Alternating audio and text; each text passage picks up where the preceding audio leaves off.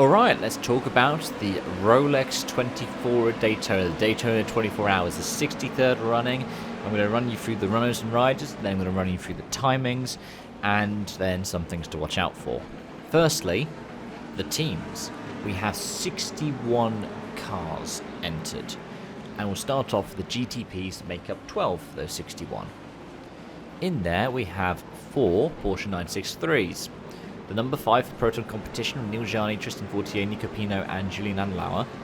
The 6th and the 7th for Porsche Penske Motorsport, Matthew Jaminet, Matt Campbell, and Kevin Estre in one, and Felipe Nasr, Nick Tandy, and Lawrence Antour in the other one. Then we can talk about the Cadillacs. We have 2 that are entered as V-Series Rs for Cadillac Wayne Taylor Racing. Ricky Taylor, Philip Albuquerque, Paul Stevens, and Brendan Hartley aboard the 10. And then aboard the 40 we have Jordan Taylor, Louis Delatraz, Alex Lynn, Kui Kobayashi. Then we have the number 31, the Action Express Racing, or the Whalen entry. It is entered as a VLMDH. Jack Aitken, El Bamba, Federic Vesti, and Felipe Drugovic are the entrants on that one. So you have some people who are up-and-comers or on the reserve side of F1. Then we go across to BMW, 2 entries, one of them with somebody recently out of F1. The 24 has Philip Eng, Dries Dantour, Kevin Magnussen, and Raffaele Marciello. The 25 has Marco Wittmann, Sheldon Madelinder, Robin Freins, and René Rast. Marciello is, I believe, stepping up this time round to go into a hypercar, or GTP as they're called here. Then we have our Lamborghini, the number 63, Mirko Bortolotti, Roman Grosjean, Daniel Kvyat, and Ido Mortara. That means that Kvyat and Grosjean can't crash into each other. Grosjean's come across from the WEC program, I believe so is Bortolotti. Lamborghini just doing IMSA this season because you can enter only one car. They want to do a single car entry, not 2 cars. And then we have the Acuras, the 60 and the 93 for Meyershank Racing. The 60 has Tom Blomqvist, Colin Brown, Scott Dixon, Felix Rosenqvist. The 93, Niccioli, Alex Palou, Kakuoshin Ota, and Renger van der Zande. In terms of LMP2, we have a similar 12-car field. Let's lead off with the 2, United Autosports, Ben Hanley, Nick Bull, Ollie Jarvis, and Garnet Patterson. The 04, Karlstrike Racing by APR, George Kurtz, Matthew Jacobson, Toby Sowry, Colton Herter is going to be behind the wheel of that one for you IndyCar fans. The Tower 8 with John Ferrano, Sebastian Alvarez, Sebastian Bourdais, and Job van Uitert. 11's TDS with Stephen Thomas, Mikkel Jensen, Ferrari guy, Hunter McElroy, and Charles Malaysi. The Era 18 with Paul Chatan, David Heinmeier Hansen, Ryan Dalziel, and Toby Lutke. Then the other United Autosports 22, Daniel Goldberg, Paul de Resta, F1 veteran, James Allen, and Rasmus Lind behind the wheel of that one. The number 43 Inter Europol has Tom Dillman for people who are fans of Formula E, and likewise has Antonio Felix da Costa. The other 2 drivers are John Field and Bijoy Garg. Then we have the 52 PR1 Matthias and Motorsport with Rodrigo Salles, Ben Keating, Benjamin Pedersen, and Matthias Beck. The 73 Pat Miller with Pietro Fittipaldi, James Rowe, Chris Cumming, and Callum Ilott. So again, another 2 people who've been up the Formula ladder. The 74 Riley has 2 Felipes in it, alongside Gar Robertson and Josh Burden. They have Felipe Fraga and Felipe Massa. He's going to be doing the Rolex 24. 2 more entries now. The 88 Picom has Louis Perez Companc, who you might recognise from WRC, as well as various forms of GT racing. Nicholas Nielsen again across from WEC. Matthew Vaxifier and Dylan Murray. And then the 99 AO Racing. AO obviously have mega liveries usually. PJ Hiet, Dane Cameron, Johnny Edgar, and Christian Rasmussen. Which means that we have a mammoth 37 GT3s. Let's start off with GTD Pro. Brand new BMW M4 GT3 Evo against the number 1. It was also the number 48. Let's talk about them. Paul Miller Racing's number 1 has Madison O'Neill, Verhagen, Conor De Philippi, and Kelvin van der Linde behind the wheel. Whereas at the same time, the 48 is Dan Harper, Max Hess, Jesse Krohn, and Augusto Farfus, BMW veteran. The 2 Corvettes, the number 3 and the number 4 for Corvette races by Pratt Miller. Antonio Garcia, Alex Sims, and Danny Juncadeo behind the 3. Tommy Milner, Nicky Katzberg, and Nico Ferron behind the 4. Those are mega lineups. As is the 007 Heart of Racing Aston. Ross Gunn, Alex Riberas, Remy DeAngelis, and Marco Sorensen. FAF have the number 9 GTD Pro, Andrea Caldarelli, Jordan Pepper, Marco Beppelli, James Hinchcliffe. That is a mega lineup from all around GT3. Vassar Sullivan have got the number 14 entry. I believe that's their only GTD Pro. Ben Barnacote, Aaron Tellers, Townsend Bell, and Kyle Kirkwood. Proton Competition have their number 20. Porsche with Claudio Schiavone, Matteo Crasoni, Richard Leeds, and Thomas Preining. Then we have the 2 Ford Multimatics. The 64 with Mike Rockenfeller, Austin Cindric from NASCAR, and Seb Prio. You've got people from all different walks of life there, but all great in tin tops. The 65 has Christopher Meade, Frederick Vervish, and Dennis Olsen. Then we have our Mercs. Get Speed 69 with Fabian Schiller, Lucas Stoltz, Anthony Bartoni, and Maxime Martin. 75 Express with Kenny Hubble, Mikael Greiner, Maro Engel, and Jules Gounon. Those 2 need little introduction. 77 AO with Lauren Heinrich, Klaus Bachler, and Alessio Picciarello. Then we have the Dragon Speed Ferrari. Alberto Costa, Davide Rigon, Miguel Molina, and Thomas Neubauer. And last but no means least, though, we have the Trackhouse Corvette. Ben Keating, Connor Sillish, Scott McLaughlin, and Shane Van Gisbergen. What a weird dual nationality to be carrying, but legends of their disciplines. Scotty Mack and SVG teaming up is awesome. Colin Zilic is an up-and-comer, and you might have seen some people talking about him. Red Bull Junior NASCAR race, I think 18 years old. He's in Xfinity, isn't he, this season? Future's bright for that young lad. Then the GTD Standard. Starting off with the other Vassar Sullivan, the 12. In this Lexus is Jack Hawksworth, Parker Thompson, Franti Montecarlo, and Kyle Kirkwood.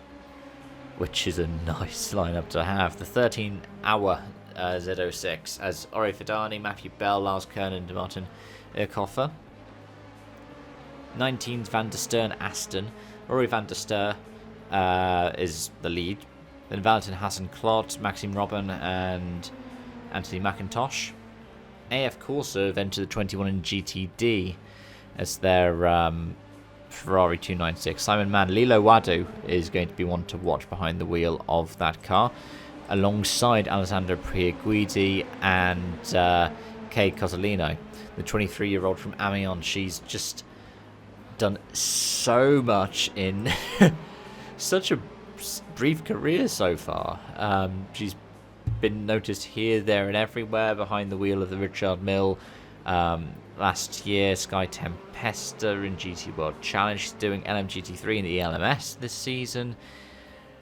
But like I said, has been around so many different bits and pieces. Been one of the Richard Mille drivers for quite a long time.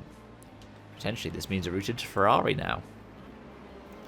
Triati Competizione have the 021 and 023. Behind the 021 is Sheena Monk, Stephen McAleer, Mike Sheena, and then James Collado.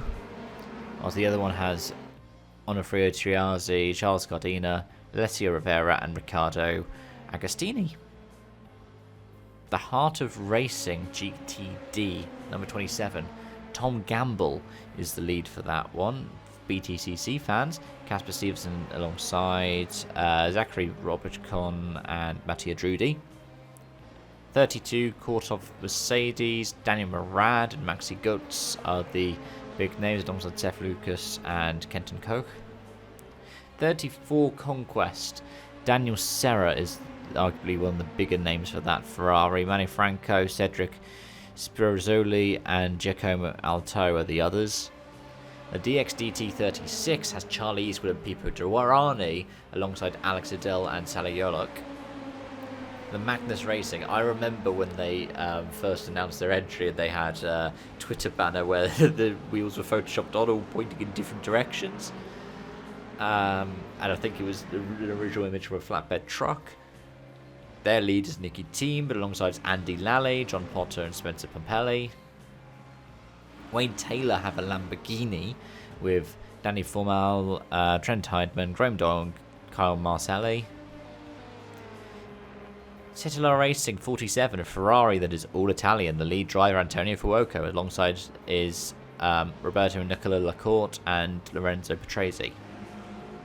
They of course have Ferrari here as well. Arthur Leclerc is probably the biggest name in that one, but you have Riccardo Agostini as well, and also Costio Toledo and Conrad Lawson. Winwood, another name you see here, there, and everywhere. Russell Ward, Philip Ellis, Indy Donche, and Lucas Auer. That's a really nice lineup, very consistent. The 66 Gradient Ford Mustang has Joey Hand, for those of you who know him from NASCAR. Harry Tincknell for GT fans, especially over in Britain.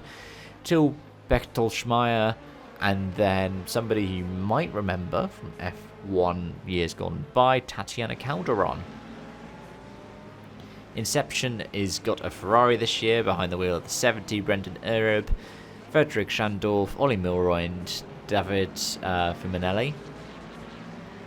Forte Racing 78, Misha Goikberg. We also have Mario Farnbacher, Frank Pereira, and Parker Lingerman.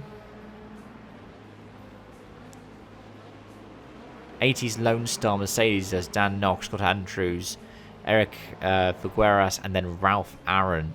Big name there. 83, the Iron Dames. It's because I'm going through this in order of the entries that I'm not picking them up yet. Porsche 911 GT3R for the Iron Dames this time round. And their lineup is Rahul Frey, Sarah Bovey, Michelle Gatting, and Karen Gaillard. I think they've had to change the lineup this year due to the reclassifications on silver, bronze, gold, and platinum. The 96 Turner, another BMW M4 GT3 Evo. Jens Klingman pops up alongside Jane Walker, Patrick Gallagher, and Robbie Foley. And last but no means least, number 120 Wright Motorsports Porsche, Adam Adelson, Elliot Skier, Tom Sargent, and Ian Sanguven. In terms of things to watch out for, the race itself starts around 2 p.m. Eastern Time, which means if you're talking like myself in the UK, about 7 p.m.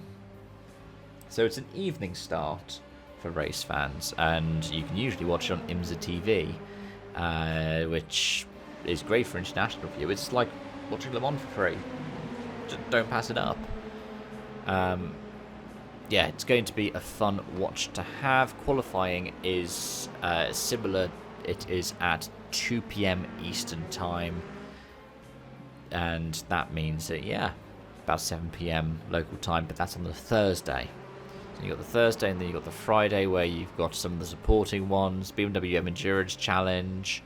You've got the 2 Mazda races on the Thursday and the Friday. They are brilliant to watch as well. That's 4 p.m. Eastern, so about 9 p.m. GMT, and then 10 a.m. Eastern, so about 3 p.m. GMT. They are hilarious. Honestly, they are so much fun to watch, because you just see, I think, was it one race last season where the finishing gap was more than 0.6 of a second? If I remember, I'll link down below my video review of their Martinsville race, which was a great watch, a nice exhibition way to end off the season. Now, obviously, something to keep an eye out for is going to be the forecast over the course of the weekend, and fortunately it seems the rain is only going to be in on the Thursday. Over the weekend you can expect a high of 15 degrees Celsius on the Saturday and 18 degrees Celsius on the Sunday, so a little bit on the chilly side, but that's by standards of Florida in the winter. It's going to be a fun little watch, especially because from what I can see, precipitation is going to be sub 10% pretty much the entire race, according to the forecast that I'm looking at. So expect something clean and dry, not as, soaking wet as the iRacing Daytona 24 if you were following that over the weekend. But do expect cautions and potentially red flag if there's a massive accident. You could expect something like that in the middle of the night, for instance. But to wrap up with ones to watch, I would say keep an eye on both the Porsche Penske's. They've been compared for so long now. But at the same time, we've seen the Caddies run well, we've seen the Acuras run well, and you never know what could happen over the off-season. Cadillac could suddenly turn up and trounce the field. BMW could suddenly show up and be right up at the front, and so could Lamborghini. Now, we're not talking about Aston Martin at the moment. Their planned debut hasn't happened here. In terms of LMP2, I mean, United Autosports are usually one of the safer bets, but there is so much variation in the field. It's such a competitive field this time around. They're all running Oricas, which means that chassis isn't going to be a factor in it. I would say, yeah, United are a safe one to bet on. Tower are quite a consistent lineup as well, with people who've run in the top class before. But also, so are TDS. They've got quite a consistent lineup. So are AO. I wouldn't be able to put a guess on. Corvette are a good pick for GTD Pro, but at the same time, Ford could do well with their Mustang after, a year in competition. Or the new BMW Evo could be lightning in a bottle. And likewise in GTD itself, this is where the driving can make a lot more of the difference. And there are so many people who this is their first big IMSA start that we don't really know where they're going to land. But anyways, those are just my thoughts. Let me know yours in the comment section down below. As always, thank you so much for watching and joining, folks. It's been a delight to be able to do this. I've managed to avoid spoilers for the Raw, so if you want to talk about that, you can do down in the comments. If I get a chance to watch it before the race, I'll leave a review for it. If I don't, not a big problem. But yeah, I'm hoping to get my predictions out before I get it spoiled for me. Alright, until next time, it's bye-bye for now.